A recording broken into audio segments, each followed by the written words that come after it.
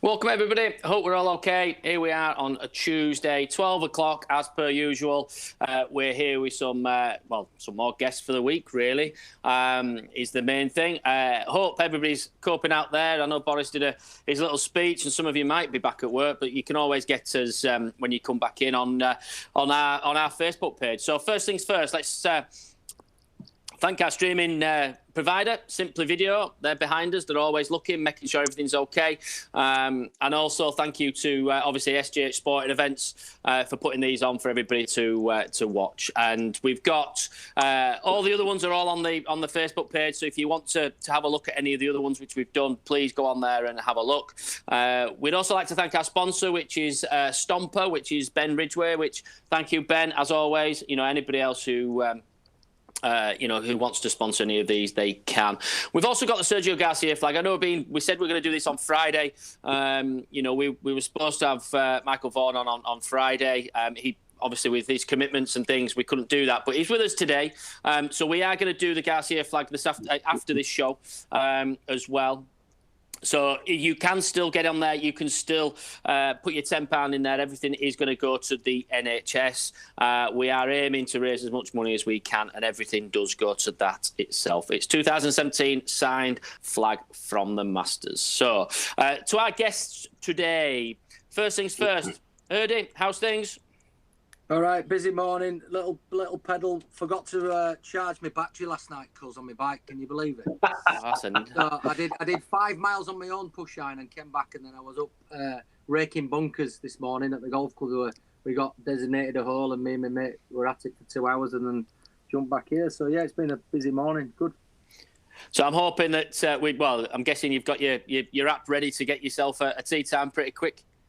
No, I don't need to do that in big time, so I just rock up. Simple as. Our other guest, which we've got as well to go alongside Ernie, we've got Howard Clark. Clarky, how you doing? How's things with you? Hey, great. Yeah, all well here. Not so much sunny today, but it's chilled in the last few days. But I understand the weather's going to pick up again, and nice to have that little edge of freedom. Means that I can actually take my dog to a different walk. Because I think we've been going around in circles. Absolutely. And to our main guest today, we think he's there anyhow. His screen's gone blank, but we'll find out in a minute. Michael Vaughan, are you there? We seem to have lost Vaughan somewhere. I think I think when he's seen the screen go blank, I think he's gone, oh, what's going on here? There's something that's gone wrong. So we'll come back to that. Clark, you're looking at the golf thing. Obviously, we like our golf, all of us.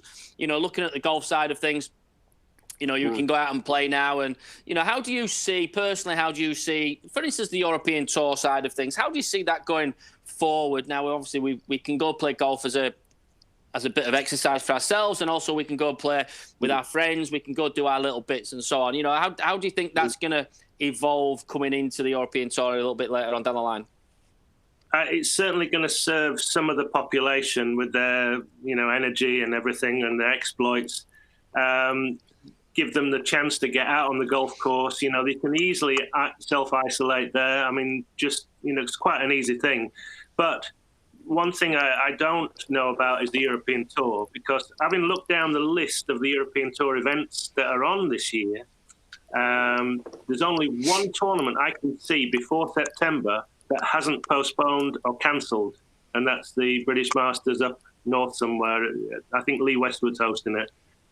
Close house. Close house, yeah, well done. That's the only one that hasn't postponed or cancelled until September.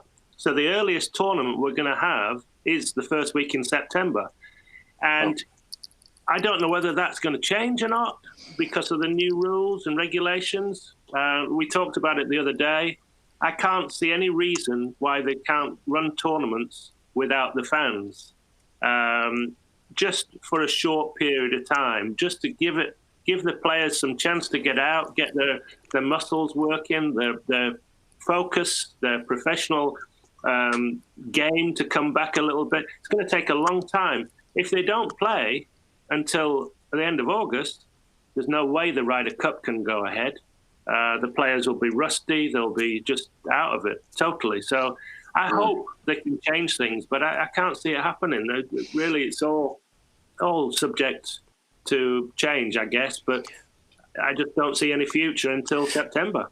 Well, you've got this thing going on this week, and that play, and I think that that's going to be an interesting one. It's going to be obviously behind closed doors. There's going to be no caddies. They're going to be carrying their own bags. For God, bloody hell, doing their own bags. It's a nightmare. But do you see that as being a start for live sport coming forward then? Yeah, I can't see it happening without the caddies either. I mean, yes, in America they've got buggies and they've got cart tracks and all that type of thing. They've got lots of facilities, got lots of people to help along the way, the marshals and all the rest of it. But that's not going to happen in Europe. They're not going to start playing golf without, for tournaments without caddies. That's just absolutely impossible. Yeah. And here he is, our man himself down the bottom corner there. We've got Michael Vaughan. Vaughan, how are you doing? Have you got your tea time booked? Not yet. That wasn't why I just kind of snuck off, by the way. The Wi-Fi. I live in a field, no Wi-Fi. It's a poor reception, but I am looking at this IG account just here on my phone, just to make sure that as soon as that opportunity comes to book my first tea time tomorrow, I'm there. 3 o'clock I want. You lot powering golf. Get me a 3 o'clock tea time at Wilmslow. Well, you just missed. Hurd, he just said he doesn't need a nap or anything else like that. He's big time. He can get on whenever he wants. What can we say? You know what I mean? Yeah, to be fair, I also said I heard him say that he was raking bunkers on one hole for 2 hours. How many bunkers have you got on that hole? that is very true. There were sods of grass in the bunkers, Vaughan. I couldn't believe it. Like they haven't been touched for 7 weeks. We had to get all them out. It was ridiculous.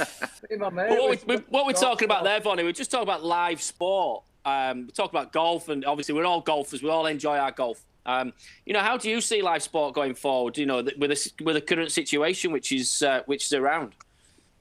Well, obviously, completely unprecedented times, and sport has a duty, I believe, if everything's safe and secure for the players and the people involved in the game, to get out there just to give the nation a lift in terms of morale, of something to watch. But it has to be played, for instance, cricket has to be played to the same kind of standards. So, you're talking about 2 metre rule. Will they be able to have a short leg in cricket? And if you can't, and do the slips have to be 2 metres apart? Well, if you're having to play a game which is completely false to what it was before, clearly that can't happen. But for cricket, which is looking like starting in July, I'm sure, it will be a lot better than it is now by then. I heard Howard mention about caddies and things like that. He's absolutely right. We can't be looking at a high-end professional, playing a sport that's just completely not what, we've seen in the past. But if it can be safe and secure, if those frontline workers can get all the tests before any sports stars, let's try and get sport back up and running. Because Howard's worked at Sky. I've worked for many broadcasts around the world. All sport is dependent on the TV deal. As much as many will think it is, and it is, it depends on that big check that Sky or a BT, Amazon, whoever it may be, pay the BBC. So we need to try and get sport back on the screens as quick as possible, but it has to be safe, and the sport has to be played to the same kind of level that it was before, even if there isn't going to be any crowds there. And I think with sport in general, it's the crowds which kind of make it. We're all football fans as well as golf fans and cricket fans. It's the fans itself is the one. It's going to be interesting what happens in Germany coming forward, certainly with the football, because I think they're kind of the guinea pigs in the football world to bring football back on a live stage without any fans. Yeah, and if you actually look at sports people in general, there's a majority of sports stars that can only play really when there's a crowd. They get that energy and they get that buzz. They like the pressure of 50 to 100,000 watching them. That's not going to be there. So it'll be very interesting to see when sport comes back, whether it's football, whether it's golf, whether it's cricket, will there be a few players that actually didn't like the crowds who will perform better? And will there be those that like that kind of atmosphere, like the noise, like getting a bit of abuse, it drives them on? Will they kind of dip in their performance because they need that energy from people watching them? And a bowler going down a fine leg and copping a barrage from the terrace, the Barmy Army singing England to victories. We're very fortunate in cricket. I guess like the Ryder Cup, when all the noise is there, it's a great spectacle. Most sport have that every single day that they play. And it'd be very interesting for the psychology of the player, how they cope with not having any noise. Will it lift the performance levels of some, and will it defer the performance levels of others? And we're very interested to find out which of those sports stars can't play with any noise. Yeah. Absolutely. We're going to go back in time a little bit with you now, Vaughan. We're going to go back to your youth, really, a little bit. A long time ago. It's we're all going back that way. We start at the beginning generally when we do this, and because a lot of people are interested how people get into the sport, which obviously you excelled at further down the line. How did you come about being at Yorkshire in particular? Because I think you lived in Derby and then into Manchester as well. And at that time, Yorkshire was a county which kept it as Yorkshire-based players, and that was it. How did that come about to get to being playing for Yorkshire really in '93? I moved to Sheffield from Manchester when I was 9. My dad's job took us over to Sheffield. My dad worked for a company whose chairman was the chairman of Sheffield Wednesday. That's where my affiliation with Sheffield Wednesday started. So every Saturday we would go down to the games. My mum was actually put in charge of any new signings. She had to find them a house.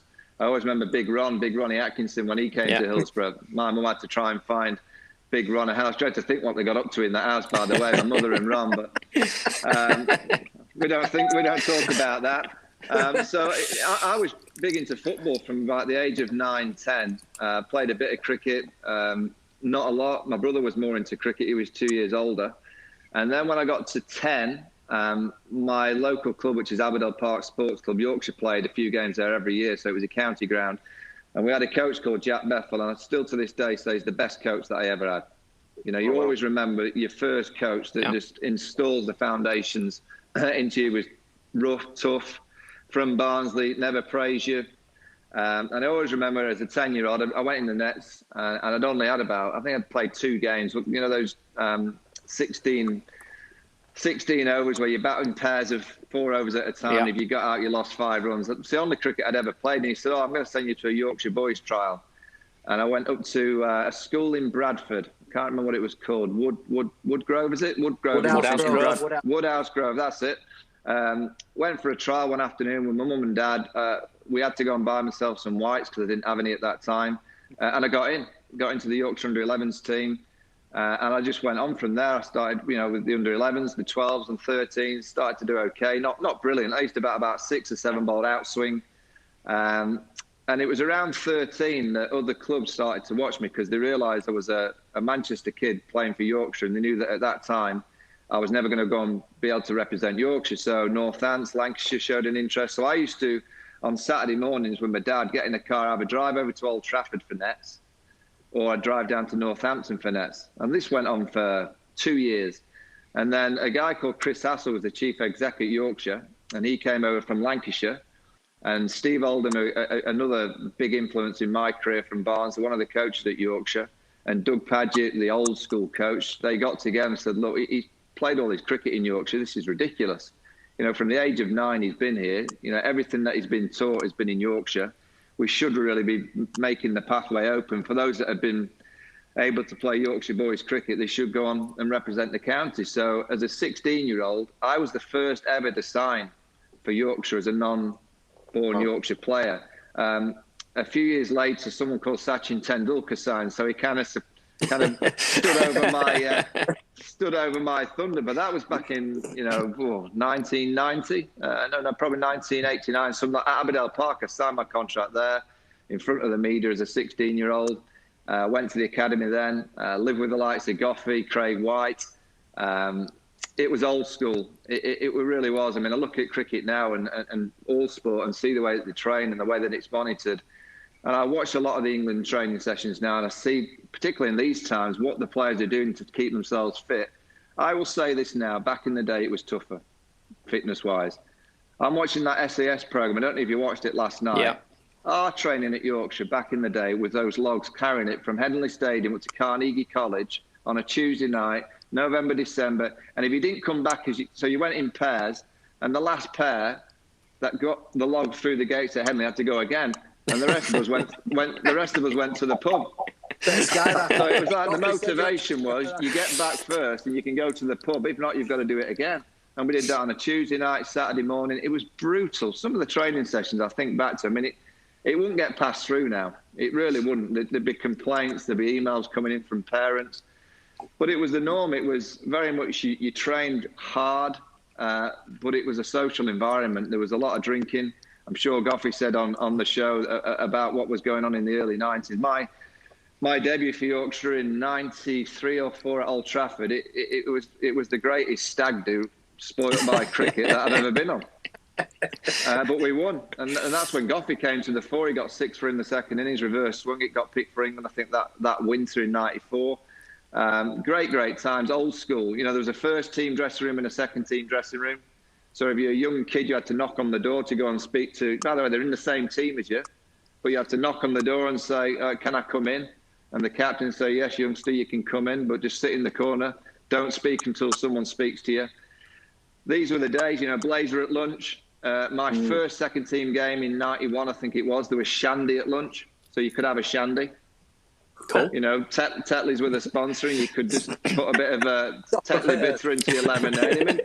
I mean, you think back now to where sports come in 30 years. It was ridiculous, some of the things that we used to do.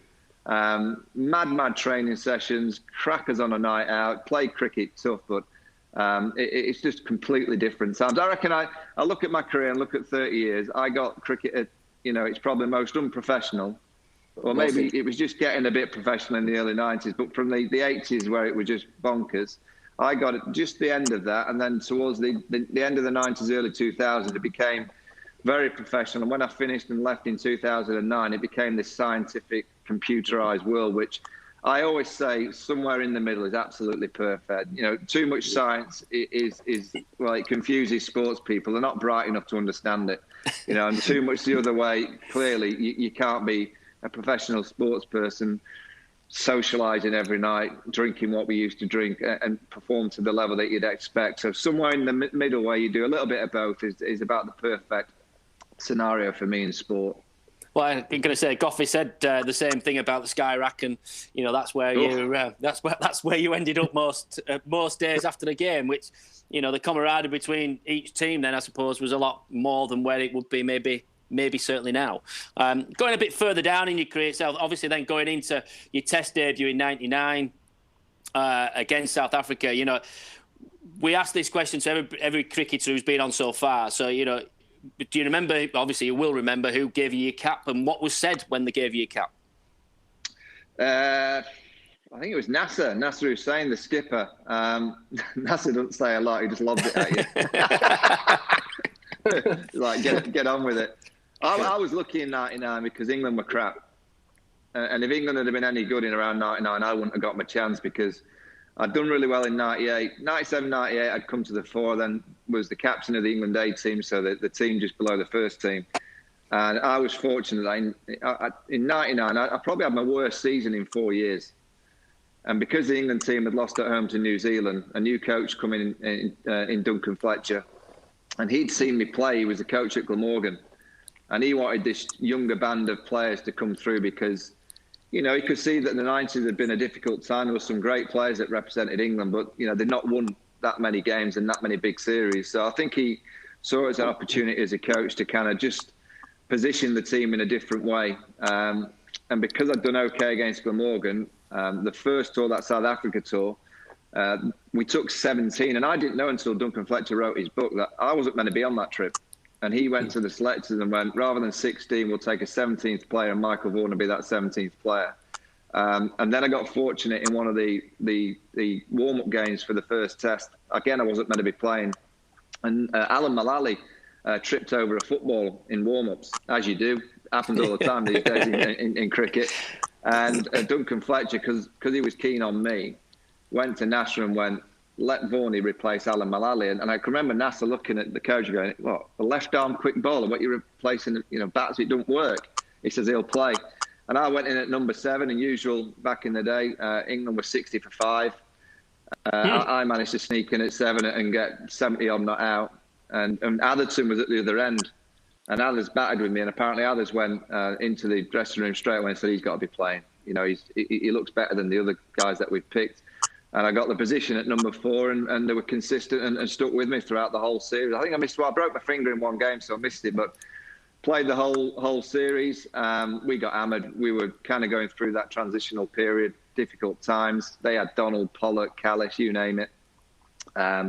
We generally lost inside 3 days most time, but I always remember South Africa. I arrived with a golf handicap of 11 and came back with a golf handicap of 9. So you do the maths on how much golf we played. It was worth it then, in other words. It was worth going out there for your golf ball than anything else. Obviously, coming forward then, 2003 became captain. Obviously, a massively proud moment to be able to come captain.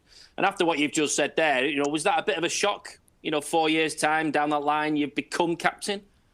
Yeah, I mentioned I'd captained the England A side, but I'd never really aspired myself to be a captain. I never played the game thinking, I want to be the England captain. Never. And my mum and dad would be the first to say that. I never, ever spoke about captaining teams. I just wanted to play. I got the one-day job first, did okay. We won a series against South Africa. And I always remember it was the first test, and Nasser's the captain in 2003. And we arrived on the last morning, and we had to bat the whole day out to get a draw. And I walked to the dressing room. We generally arrive at 9, but I got there at 8:30. I don't know why I walked in. And I could see Nasser was already in there, and he was talking to the coach, and he was upset. And then out of nowhere, he said, Vaughan, can I have a word with you outside? I said, yeah, not a problem. And he took me outside into the coach's room, and he said, you're going to be the test captain now. He said, you've done well with the one-day team. I feel the team have moved on. You're going to be the test captain. Bear in mind, this is the Monday, and we're playing at Lord's on the Thursday. So we've got to see out the day to try and draw the test. And I'm going, all right, okay, so Thursday I'm going to be England test captain. Now, none of these, I think about now, you've got to go to interviews, you've got to go and state your case of why you should be captain. So I went, oh, shit, Thursday, okay, so I better think about my batting today. So I thought, I'll go into the dressing room, I better ring my dad, because my dad wasn't there on the Monday, he was at work. So I go out the dressing room, I always remember. And I get on the mobile phone, one of them massive mobile phones, and I ring my dad, and he's on his way to work. I says, Dad, you can't say anything, but just a heads up, you better get yourself to Lord's on Thursday. So come down Wednesday, bring Mum. I'm the New England Test captain. He went, what? I said, Nasser's just he's resigned, he's quit. He said, so don't tell anyone. Just get yourself down. I'll sort the hotel, but just make sure that Mum can be there as well. I'll be leading England out on Thursday morning. I always remember his phone. He went, shit, they must be struggling. Thanks, Dad. So that's how I got the job. So 3 days later, and it was Goffey's last test. Goffey was he was running in at Lord's. We drew the test at Edgbaston. So my first test at Lord's. So I'm captain Alex Stewart, Nasser Hussain, Darren Goff. So all these older legends, this young whippersnapper from Yorkshire is now the leader. And I always remember we get bowled out, I don't know, 200 maybe, all getting out playing big shots. And the press was saying, Vaughan, he's obviously gone in and said, you've got to be attacking. Just one of those days we got bowled out. And I always remember about 10 overs in, Goffey's bowled, and he's bowling from the pavilion end. And I'm better than this young captain. And he turns to me and goes, that's me done. I went, he goes, no, that's me done, career, that's it, I've quit. I'm like, what do you mean? How can you be quitting now? Well, that's it, I'm done. I kid you not, 2 overs later, Alex Stewart behind the stumps, he walked up to me, he goes, Skip, can I have a word? I said, yeah, what's the Alec? He said, I've gone dizzy. I went, what? He said, I've gone dizzy, I'm going to have to go off. I said, oh, you're the keeper. I don't have a keeper. He said, I'm going to have to... So Alex Stewart, I kid you not, he walks off the pitch. Anthony McGrath's playing. So Mags is my good mate from Yorkshire. So I said, who wants to keep? I said, it's like a Saturday afternoon club again. I said, who wants to keep? So Mags goes, I'll put them on. I went, all right, stick them on. The Gripper's got these Stewie's pads and gloves on. Goffey bowls this ball outside off. Herschel Gibb left it. And he does not move. He just goes past his nose end, 4 byes first ball. I'm going, what? We got beaten about 3.5 days. I mean, if there's ever can be a kind of a rival into captaincy, and it couldn't go any worse. My first 4 days as a Test match captain. I mean, Nasser dropped Graham Smith on 8. He got 220. He was calling like little groups together saying he's done, he's had enough, Stewie's off the pitch, Goffey's retired. I'm thinking, what's this all about? But I look back and those, I always look at sport and think your tough times make you. You know, those difficult times and the times where you've got to dig deep and you've got to find something extra. And you go to your rooms at night. You'd have had it in golf, Howard, where you go in and go, what am I doing this for? You know, and you're scratching your head and you're thinking, how the hell am I going to get through this? What am I going to do as the captain next? How am I going to build the team for the next week? And you know, it's all bedded from those real tough times. The great times that everyone remembers, oh, you played well then, you won that game. You know, the foundations that I had in my career were all from difficult times. You know, I really believe that's what makes you as a person. Yeah. And going from 2003 to 2005, then in Europe, for you being the captain itself, you know, you're saying there really tough times to obviously ecstatic times. What did you change in that time yourself? Did you have a massive influence in the change, or was it behind the scenes which had the change for the team? No, I'll tell you what happened. So we got hammered that first week, and the senior players will be the first to tell you this, that the week after I came in, I volleyed a lot of them. I basically said, you either buy into this new look, you buy into the way that we're going to play, which is going to be more, we're actually going to enjoy playing more. And we're going to not be frozen on the stage. We can't be thinking that because it's a game of cricket that we're not going to have a good old pop. We've got to be more aggressive, and particularly when we play Australia in 05. I remember at Trent Bridge the week after, and all the senior pros were there, apart from Goffey, he'd done one. You know, I did say to them, if you're willing to buy in, so that means fitness is going to be a big key. We've got to be fitter, we've got to be tougher. We've got to be more willing to take risks. If you're happy to join in, I'll keep you. If you're not happy to join in, you'll be gone. You know, so they knew over the 2003 to 2005, we were building a team that we wanted a team that didn't have any baggage against Australia. If you think about a lot of the legends, and they are legends to me, the likes of Alex Stewart, Nasser Hussain, you know, Andrew Caddick, these guys, I played with them, I loved them. But we had a plan that by 2005, we didn't want many of them left in the team because they'd been beaten so much by that great Australian side in the 90s, early 2000s. So our plan was to, you know, bring the Simon Joneses, Freddie Flintoff, Steve Harmisons, Andrew Strausses, Trescothics, Ian Bell. I mean, when he played in 2005, I think he was about 12. He's doing his own work on the balcony, barely. But we just wanted a fishy look. We wanted Australia to see a team that they'd not really seen before, and it was a risk. And Kevin Peterson, obviously, he made his debut in 2005. Yeah. We'd seen him in the one days, and he played the style of cricket that we wanted. Again, aggressive. So I actually look back at that first 10 days that I had the job, getting battered at Lords and then arriving at Trent Bridge and basically sitting them all down. It was horrible. I was nervous as hell. I remember going into the team meeting going, oh my God, I'm going to have to lay down the law to all these legends, and properly effed and blinded and told them that if you want to buy in, good. If you don't, you're out. It's quite tough to do that as a 25-year-old captain with all these legends, but it needed to be done. You know, there are moments in leadership where you have to do it. You've got to set your stall out, and they have to know that you're the boss. You know, and you've got to try. You can't sometimes do it in the first week. You can't sometimes do it in the first month. But there comes that moment where that group of players have to realise that you're not the player. You're now captain that's in charge of the team. And I guess that moment was at Trent Bridge for me in 2003. Going into the Ashes in 2005, you know, we all know it just gripped the nation. You know, mainly I think the second, third test really gripped the nation. What do you remember coming into the Ashes with the team which you had, which, as you say, you know, a lot of Peterson coming in for his first test, you know, Hoggard in there, who's, I know Hoggy, he's mental. You know, you got Flintoff in there, you've got, you know, you've got a good set of characters in there, you know, coming in, young characters against possibly, and was, I think, one of the best teams ever in the Australian team at that point coming into the Ashes. How did you get them lads thinking, yes, look, we can beat these? Well, I mean, it certainly wasn't just me. It was, you know, it was a year's building, really, that we played well in 2004. We won every test in England, and then we went to South Africa, won there. And my remit was to all of them is we've picked you to play a certain way. Just go and make sure that you're producing what we've asked you to produce in terms of your own mindset. You know, Kevin Peterson, for instance, is an aggressor. I wanted him to be aggressive. Freddie Flintoff, I wanted him to get wickets, bowl at the stumps. I thought he bowled too wide for too long, bowl at the stumps. And when he had his bat in his hand, he had a simple message: entertain. Try and entertain. Try and take them on. Don't even worry about getting out.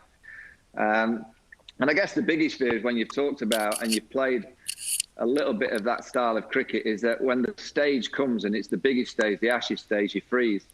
And actually, the first test at Lords, we froze. We were useless. There was 5 or 6 of us with the bat in hand. We're scared of playing strokes. We bowled Australia out quite cheap, I think 180, and then we just froze with the bat in hand, didn't attack enough. And, you need fortune. Glenn McGrath got injured, obviously, before that second test match. But all I wanted was the mindset to be right. All I wanted was from the team is to go out and have a go, have a pop. I just was thinking all the time, what if we don't play the style of cricket or at least show the mentality that we've been talking about? So all the message was very clear to the players. If you really believe that you can take Shane Warne down, take him on. Don't worry about if it goes wrong. If you can take McGrath down, get stuck into Hayden and Langer, just do it. Because at the end of the series, we'll look at each other and go, at least we've had a right good pop. We've had a good go. We've had a mentality about us that's probably been different to England sides in the past. And the reason why I say that is because we had players that could really put them under pressure. And I don't know if England have had that in the late 90s, early 2000s. When you've got someone like a Peterson and a Flintoff, Armisen bowling 90-mile-an-hour rockets, Simon Jones reverse swinging it both ways at 90 miles an hour.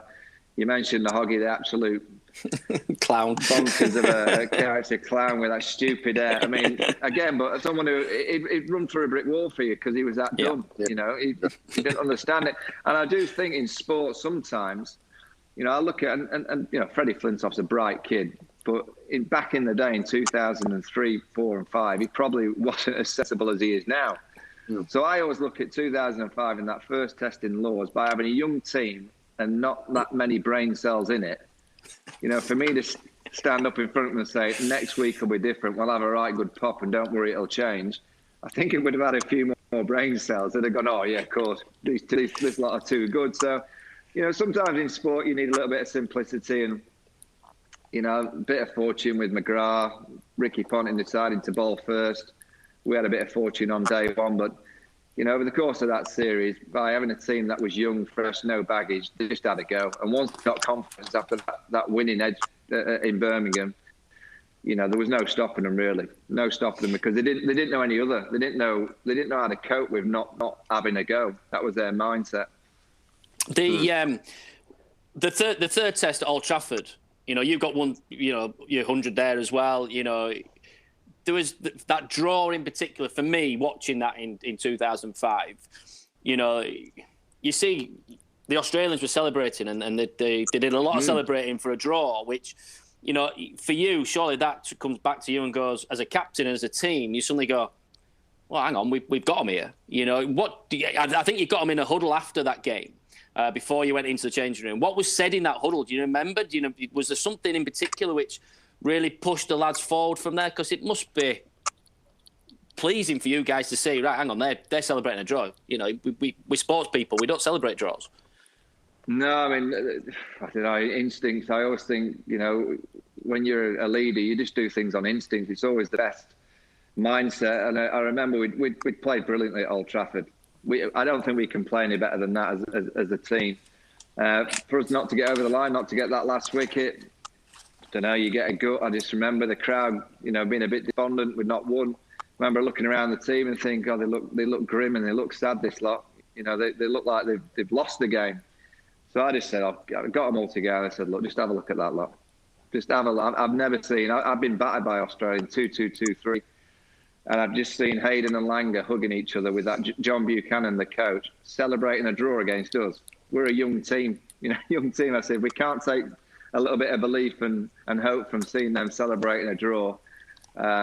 Let's get off the pitch, shake their hands, have a few beers and have a pop again the week after at Trent Bridge. So I didn't plan it. You just, as a leader, you just do things at times that, again, I get asked a lot about captaincy in cricket, and I always say to kids, I don't think you can be taught. You just got to go out there and make decisions. It's the best advice I'll give any young captain is be allowed to make decisions. I had a brilliant coach in Duncan Fletcher who never, ever stepped on my toes. Once the game day started, once the Thursday came about. He just said, go and get on with it. You know, make your decisions. If you need any advice, I'll be sat in the corner. But you've got to run the team, and you've got to run it how you feel at that given moment. It needs to be run, and the tactics need to come from you. Again, I'll be there if you need any kind of advice or someone to bounce ideas off. And that's the best way to learn, is to have that style of coach next to you. And I do see in sport too much these days where kids are getting told too much what to do. You know, I really believe the best way to teach someone to play is to get out there and just play. Play the game, and then you can assess yourself. And over a period, of course, you can take advice. And the technical side's different to actually just the playing aspect. You know, in all sports, you need that technical coaching advice. But I think the actual playing aspect and that feel of just playing sport, the best way to do it is just get out there and play. And that's why we need, you know, parents. You need your parents to just let you play, not put you under pressure. And I just see it too much in sports these days, that parents, coaches are just putting too many youngsters under too much pressure and not allowing them just to go and make mistakes out in the middle. That's what we all play sport. We all play golf, cricket, whatever it may be. You've got to be allowed to make a mistake to learn. You know, if you're being told what to do all the time, it's very, very difficult to learn. Absolutely. And going in, obviously, we know the result. You know, this is the bit which we're all interested in. That coach trip, you know, that open top bus, you know, you know, the picture of Flintoff and Peterson going down Downing Street, you know, obviously a huge party. And was it as big as you thought it was going to be, or did you just think there's no going to be turn up here? Or, you know, how did you see that? Oh, I remember there was loads that went on that night. I remember in the dressing room, actually, one of the funniest things was in the dressing room, and, you know, psychology in sport plays a big part. We had a guy called Steve Bull, our psychologist, and he'd written all these slogans around the dressing room. And the slogans read, you face the ball, not the name. So you're not facing Shane Warne, you're just facing a leg spinner. I mean, it's utter nonsense, isn't it? But it's all over the wall. And you bowl, you deliver your skill, you don't bowl to the name. So you just deliver your skill as a bowler. You're not bowling to Matthew Hayden. Again, utter nonsense. But these slogans are all around the dressing room wall. And I always remember about an hour after us winning, the Aussies started coming in the dressing room for a beer. And I'm sat in the corner with Big Freddie. And we're sat having a bud and we're looking around, and, you know, Sean Tate, Brett Lee strolled in. Then McGrath came in, he strolled through the door. You got Gilchrist came in. Hayden and Langer, they were always together. They came in together. Damien Martin, and we're looking at each other. And Ricky Ponting, the skipper, he comes in. Finally, Shane Warne walked through the door. As he walked through the door, I always remember Freddie looking at me, looking at the slogan, went, "Fucking hell, they're a good team, aren't they?" I always remember that. And that's why we and then our sponsor at the time was Vodafone, and Lord McLaurin, the boss of Vodafone, he came in, he said, "Skipper, just to let you know, that's been tremendous. We've laid on 2 parties, one at the hotel, the Grange City where you're staying, got a big room for all the families, friends, whoever you want, all on us, and we've booked out Mahiki nightclub." I went, "Well, thank you very much, Lord." So I said, "Where's Mahiki nightclub?" He said, "I don't know, but I'm sure the youngsters will take you there later." I said, "Thank you." So I ended up going back to the hotel. We all did, got our kit on, obviously all made a few phone calls.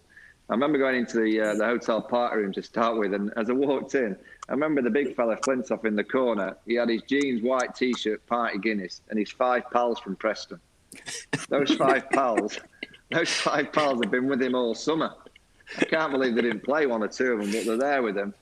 And I always remember after about an hour in the party room, me and Bell coming up to me saying, the 12-year-old, I said, "Skipper, come on, Mahiki." I went, "What?" I said, "Freddie, you coming to Mahiki?" He goes, "No, I'm staying here." I went, all right. So I go to Mahiki with Belly and the team. About 2 o'clock in the morning, I'm obviously worse for wear.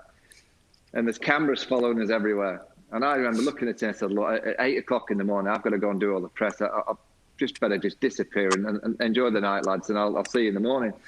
So I left the nightclub, kind of got in a taxi, got back to the hotel. And as I got back to the hotel about 2:30, I thought, I'll just go and see what's happening upstairs. So I walked into the party room. As I walked into the party room, big fella in the corner, jeans, white T-shirt, pint of Guinness. 3 of his 5 pals fast asleep.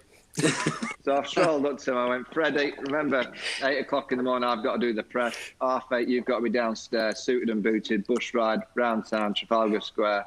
And he was, remember, looking me in the eye, he goes, "No fucker will turn up." I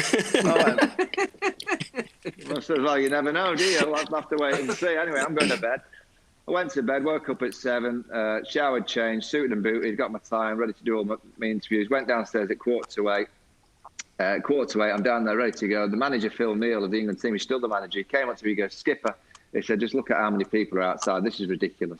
He said, "The press, fans," I said, "we're going to push everything back by half an hour. Do us a favour, go up to the room and sign all the bats and the shirts for all the charities. Once your moniker's on, all the players will follow suit." I went, "All right, yeah, no problem. I'll be back down in half an hour." Yeah, so as I walk upstairs, I go upstairs. As I'm going right to go to the actual meeting team room, there's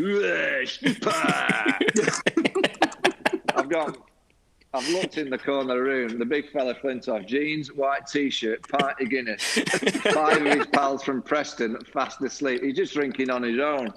I went, "Frederick, come on." He goes, "One for the road, Skip." So I've had to go to him. I said, "All right, I'll have half a Guinness with you." So I've had half a Guinness with him at 8 o'clock in the morning. I said, "But you're going to go upstairs, get your suit and boot on, see me downstairs in half an hour." And I went and signed the bats. He disappears. He gets in the lift. I don't think I'm ever going to see him again. He comes down about 4. He's meant to be down there at 8:30. I'm down there with the manager. Manager's flapping because he's not there. About 2 minutes late, in he strolls. All the team are already there. He comes down these stairs and he's wobbling all over the place. His missus had done his tyre and he comes straight to me and he just whispers in my ear, he goes, "Struggling, Skip." I said, "Fred, it's the easiest part of the summer." So anyway, we work a way of getting him on the bus. I always remember, we get him on this double-decker bus. And as we get close to the double-decker bus entrance, we notice there's a very attractive blonde lady with a tray of champagne. And Freddie gets from about here to 10 yards away, and he flies past me. And he gets on the bus first. So I'm going, "Oh, thank God, he's got on the bus. Nothing's happened. Everyone's waved. Everyone's smiling." And as I get on the bus, he's got a glass of champagne waiting for me. In his right hand, he's got his, and he necks his.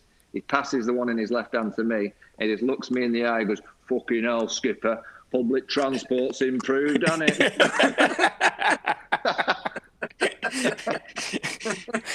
Brilliant. We all remember the watching it on TV and seeing the pictures and stuff, and it's something which is absolutely fantastic for me. Anybody who wins anything at sport, especially like that, should be allowed to get out there and celebrate it. I'm going to go down to Hurdy now. Hurdy's got a quiz for you. We do a quiz. The top of the leaderboard at this present moment in time is Goffey. So we're expecting you, Vaughan, to beat Goffey. So I'm going to pass you on to Hurdy. Right, I've got a couple of easy Chef Wednesday ones, a bit about Sheffield, and then my final question's a bit about the Olympics, but that's one I ask everyone. But the first question is, I'm going to give you a bit of you can rub salt in the wounds here, mate. Leeds United played Sheffield Wednesday 2014 and you beat 6-0.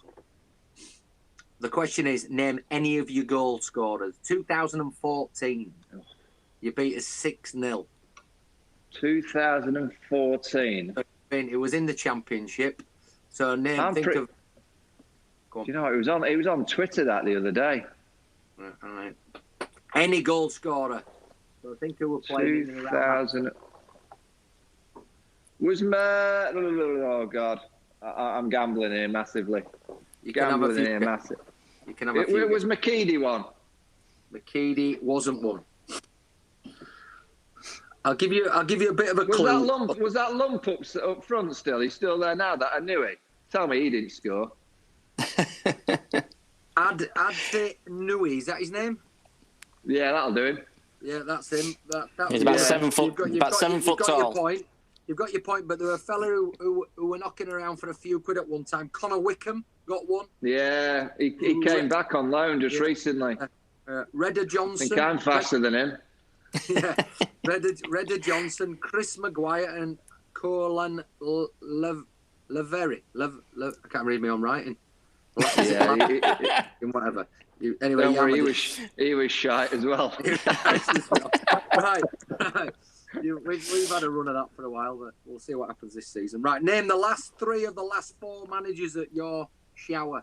Naming the first one, you know who it is now. Karim. Gary Monk, Steve Bruce, Carlos Carvalhal. Who was the one before him? Before Carlos, Danny Wilson, was it? No, it's Lahuka. How would you pronounce that? Oh, God, that clown from Holland. Where did he come from? Where did he come from? That's good, right? He wasn't a manager. That doesn't count. He's not a manager. Yeah, anyway, you got that. Well done, mate. Right, a bit about Sheffield now, the next 3. What year did Meadowhall open? I'm going to give you an option. This is a tough one. 1990, 92 and 93. Think where you live.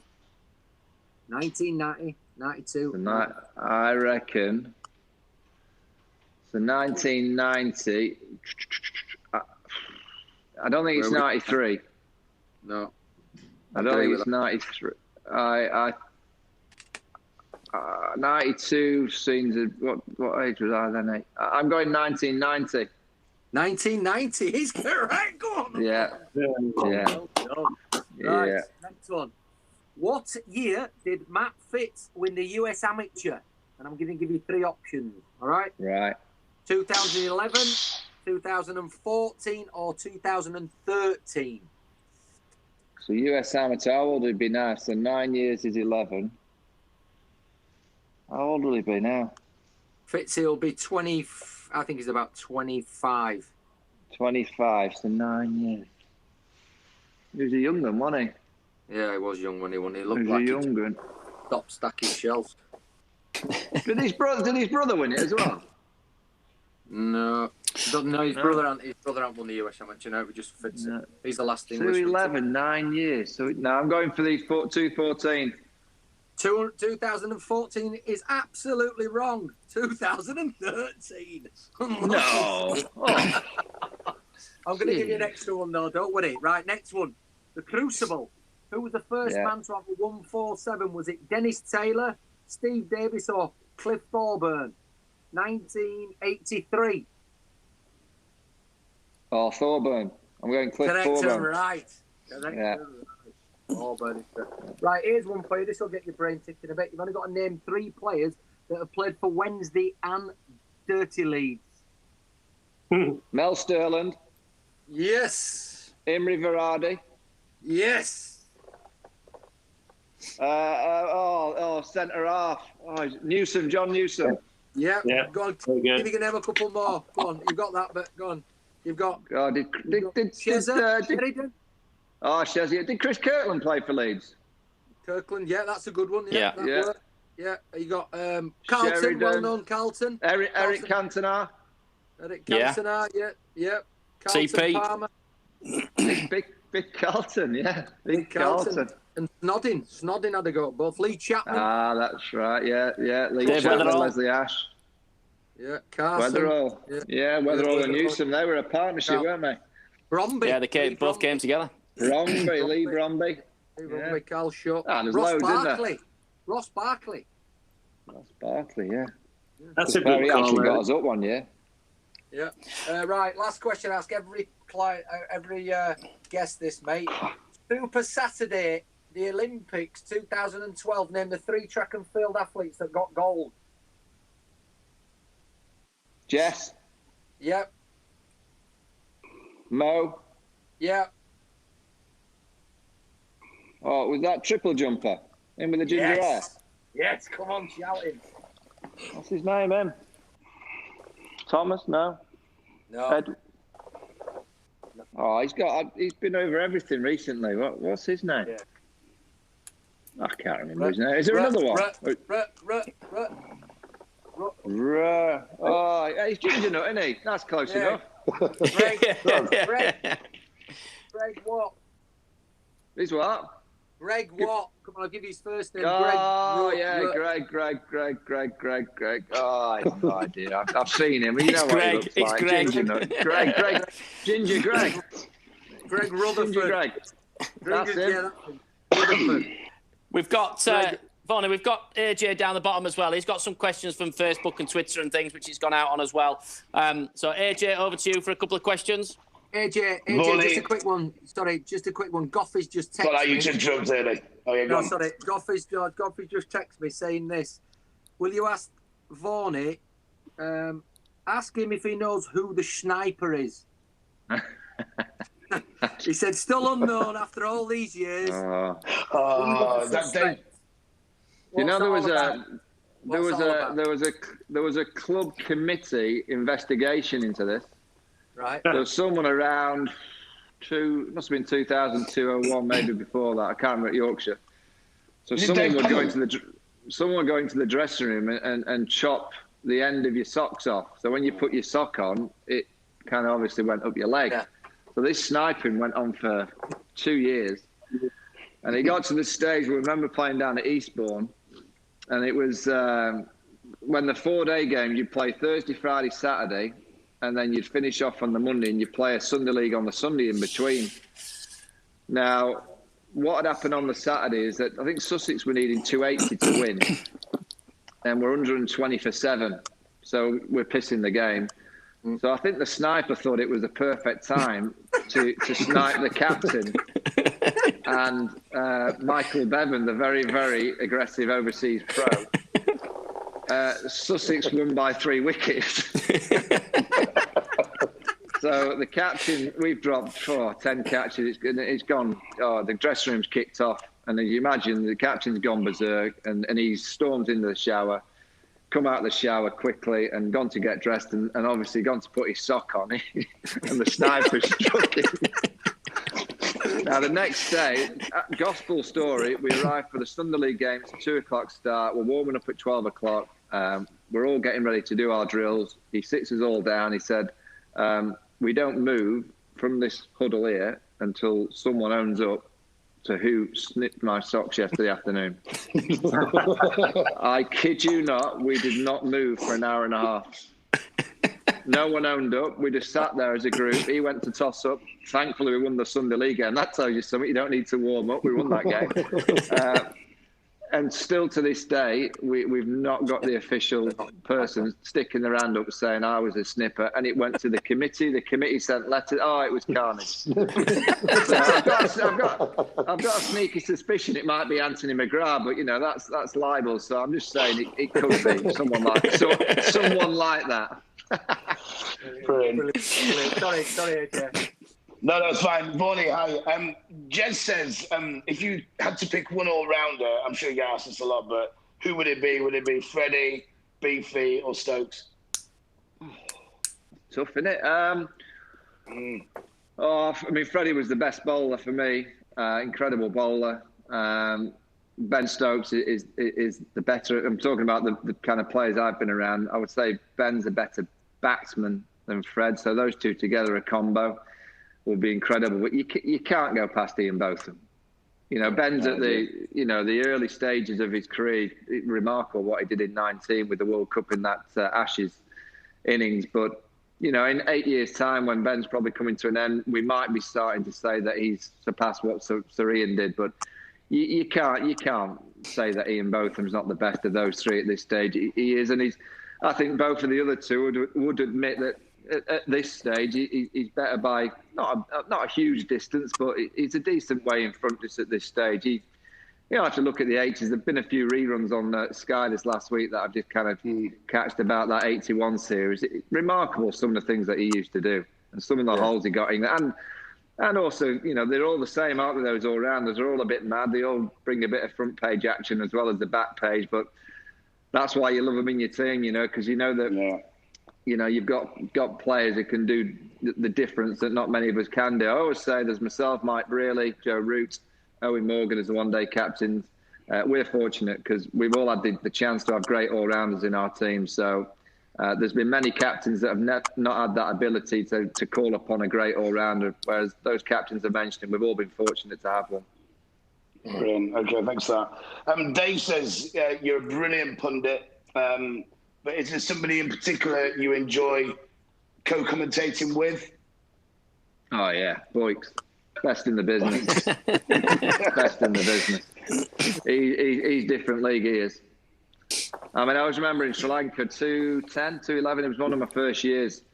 And my producer at the time said, just stand behind Boyks, you know, just kind of get a feel of the way that he does it. You know, he's always on point. You know, of course, he puts a little bit of sauce on some of his comments, but just listen to him. And England were getting beaten. So he likes that, does Jeffrey? He likes to kind of stick the knife in when England are getting beat. They're chasing 380. And I always remember that there were about 280 for 8, but Jonathan Trott had got 100. And there's about 7,000 England fans in the ground at Gaul. Lovely little ground, boiling hot. So there's a few tents and marquees where the elder fans are kind of sat underneath the tarpaulin. And Simon Mann's commentating, and he's talking to Jeffrey, and he's asking him about Jonathan Trott. And he says to Simon, Jonathan, you must be very impressed. He's going, yeah, good technique. He bats time, gets a bad ball, knocks it for one. Really bad ball, he'll just knock it for two. He's solid, lights men around the bat. And as Simon was listening, he noticed that the camera, and we always have a monitor, even on the radio, just showing us all the pictures, and the camera had panned into the tarpaulin, like this marquee. And they noticed that three or four of the elderly folk had fallen asleep. So Simon started chuckling and said, well, yeah, you're describing Jonathan's batting very similar to yourself, Jeffrey, and again, very similar to when you batted, Jeffrey. If you look at the TV screen, there's a few people falling asleep. And Jeffrey, as sharp of an knife, he just went, very funny, Simon. Yeah, you're right. Every now and again, the odd person fell asleep when I batted, but I tell you what, when they woke up, I was still there.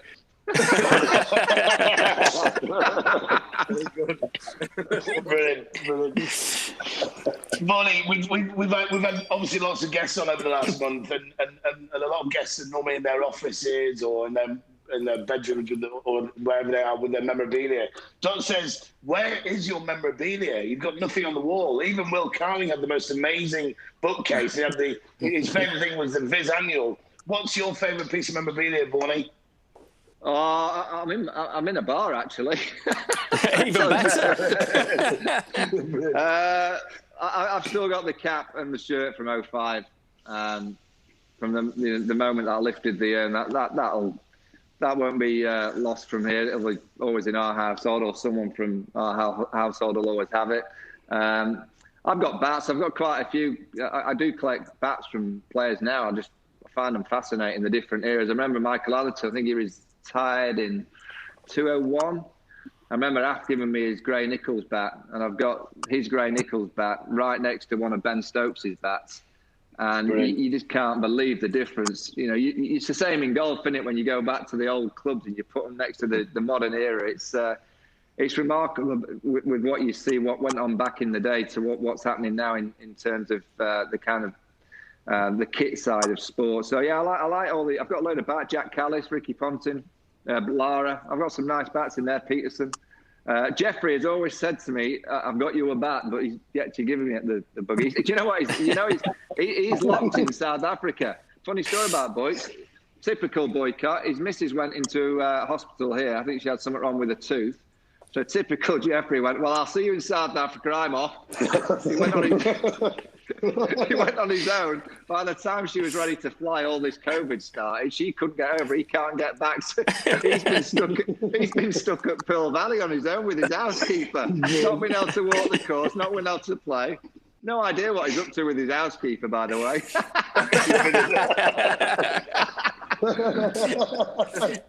Bonnie, there's so many questions, and we can go on for hours. I know we've only got an hour, so thanks so much for answering for the answers, Bonnie. All the best. We have a couple more questions for you, Vaughan, as well, which we ask everybody as well.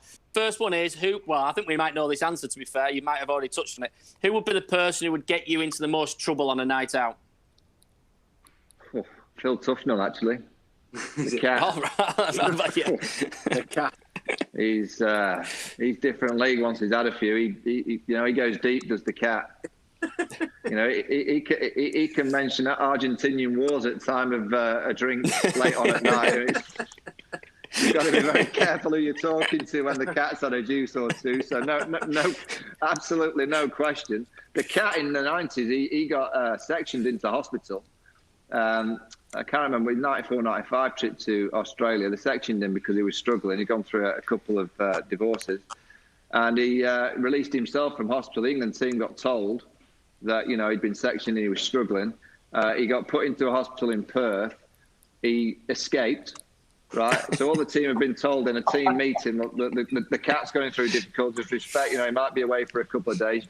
You imagine 10 minutes later when the team had just started to talk tactics and the cat strolled through the door with a can of beer.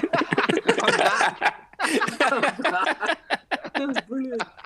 Oh, brilliant. And also the other one, which we always ask everybody, we know you're into your golf and things, and I know you're going to be playing tomorrow. What would be your ultimate 4-ball, dead or alive? Well, Tiger, absolutely. Tiger. Yep.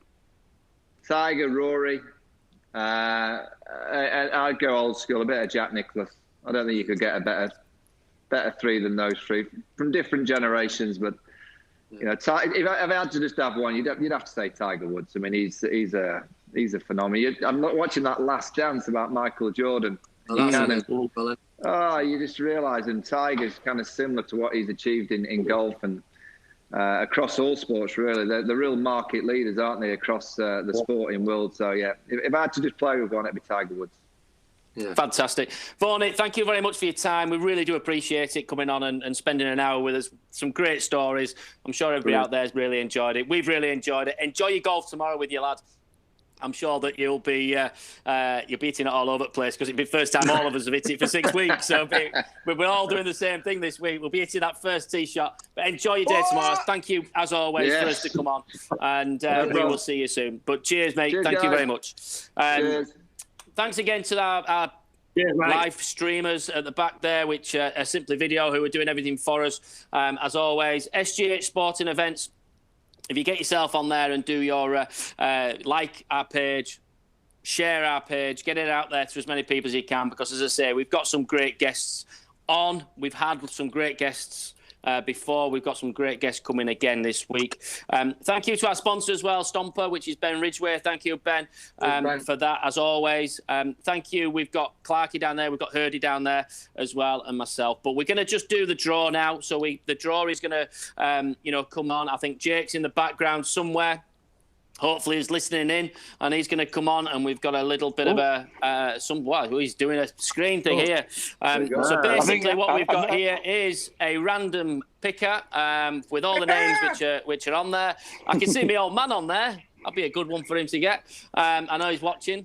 So basically we're going to get a random name out of this. So Jake, if you just do a quick random up and down and flick around and press a spot, and let's see who we get. Clever. Blimey. Did it? He's very clever. Sam Bromwell. Sam Bromwell. Thank you very much for putting your money in there, and you have got that coming your way. If you get in touch with the boys, if you get in touch with Hurdy, if you get in touch with us on our Facebook page as well, as I say, SGH Sporting Events, if you're listening, get yourself on there, send us a message, and we'll get that organised for you to get out there. Thank you to everybody who's put some money in. As I say, we've raised a good amount of money for the NHS, which is what it's all about, and this is what we're doing it for. $2 grand. $2 grand for that one, which is fantastic. Yeah. So we're most likely going to have another thing tomorrow. We don't know what yet, but we you never know. We might have a bat from Vaughan. We don't know, but we'll try and find something which we can get hold of, to get out there for you to have, because I think we're going to be in lockdown for a little bit longer, or half lockdown, or whatever it's going to be. As again, always, boys. Thank you, Clarkey. Thank you, Hurdy. We'll see you again tomorrow. And stay safe out there. Just thanks to Muffy for the donation of the flag. It was a great gesture. Yeah, absolutely. Thank you again. We'll see you again tomorrow. Cheers, guys. Cheers. Bye.